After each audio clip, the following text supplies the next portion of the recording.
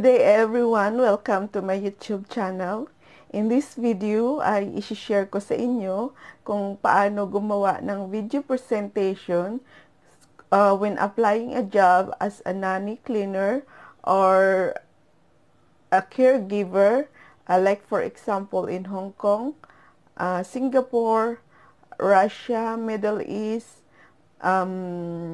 Canada, or in Europe. So usually, when applying a job here in Hong Kong as a domestic helper, may binibigay ang agency na small notes na pag-aaralan para i-memorize, para gumawa ng video presentation. So, kailangan yung i-memorize yun.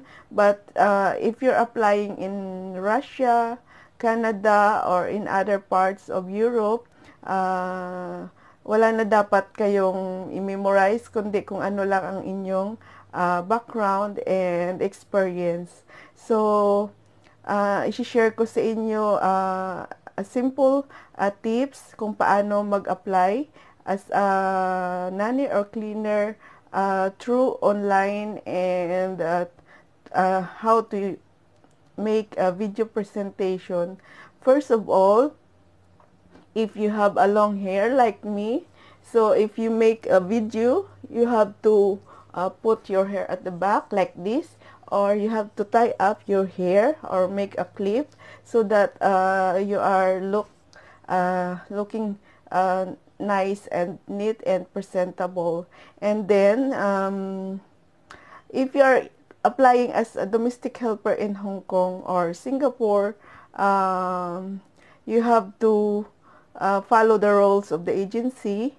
So you must remove your earrings, no lipstick, no eyebrows, and no necklace, not wearing shirt sleeves and skirt. You must wear a dress or a pants that is appropriate when applying a job as a domestic helper or a cleaner or a nanny.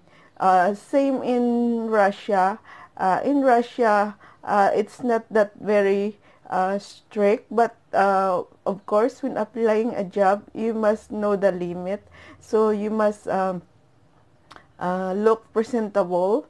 You can put some eyebrows or simple lipsticks and makeup or foundation, and lip gloss only. Don't wear lipstick like this. It's very visible. And also, kalma ka lang kapag gumawa ka ng video presentation. Always give your face a smile or normal look lang. So, sa paggawa ng video presentation, guys, you have to introduce yourself. Like for example, good day ma'am and sir, or have a nice day to my future employer. My name is Telma Gregorio. I'm 45 years old, married, and I have one son. So ganun lang ang first presentation mo. And then if you are introducing your personal a background, like for example your educational background, just say like this, I am a college graduate, or I am a college undergraduate, or a high school graduate. So ganun lang ang sasabihin mo, and then no need to tell on your video presentation everything, because you have already your resume. So in your resume, you have to write down there everything, all your experience. So in your video presentation, dapat short lang, very quick, because it's only 1 minute or 2 minutes when you are making the video presentation. So you have to introduce yourself, your educational background, and then you will start your first working experience is in the Philippines, kung naging helper ka sa Philippines. So you have to state it in your video. And if you are first timer in abroad, so you have to state like this. So I will make an example of my personal experience. So my first working experience abroad is in Hong Kong. I work here for almost 11 years in two different employers. So my first employer, there are four in the family. They have two children, two boys, aged 2 years old and 6 years old at that time. So my main duties and responsibilities are doing the household chores, cooking, marketing, car washing, help the children to send and pick up in school and bring them to the park, or you are doing tutoring or helping them to do their homework.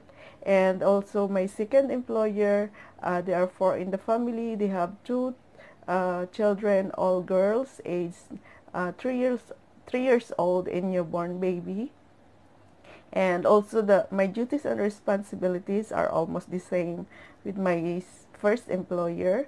And you stated also kung ilang years ka doon sa first employer and sa second employer. So on my first employer, I worked for them for 9 years, and for my second employer, I worked for them for 2 years. So after finish my work in Hong Kong, I moved to Russia. I worked there as a cleaner nanny only. So I worked for my first employer for 6 years. They have three daughters, and I look after only their two young daughters and cleaning their house and help them to speak English properly. And my second employer, I worked for them for 1 year, and they have three children, two boys and one baby. So I worked for this employer for 1 year, and I look after only for the newborn baby as a babysitter, and also simple cleaning. So ganun lang pag gawa ng video presentation, kailangan short lang, at saka wag mong sabihin lahat-lahat. So sulat mo muna kung anong dapat mong sabihin bago ka maggawa ng video presentation, para kahit magpaulit-ulit ka ng mga 5 beses, okay lang kaysa mag-ulit-ulit ka ng 100 times. So, ganun lang guys kung paano gumawa ng video presentation. I hope you learned something, and please don't forget to like, share, and subscribe my YouTube channel. And thank you for watching. Bye!